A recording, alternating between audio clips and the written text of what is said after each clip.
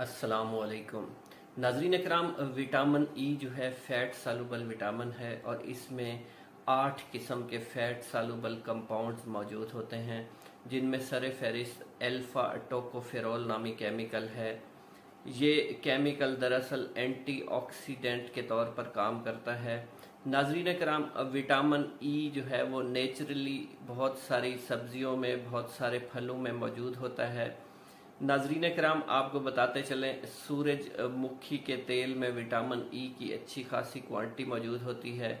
इसके अलावा ये बादाम में पाया जाता है, कीवी फ्रूट में पाया जाता है, मैंगो और टोमेटो में बहुत ज़्यादा विटामिन ई जो है पाया जाता है। नाजरीन कराम, ये इस तरह के मार्कर्स को रिड्यूस करता है जो स्ट्रेस पैदा कर सकते हैं, इसलिए ये एंटीऑक्सीडेंट के तौर पर बड़ी अच्छे तरीके से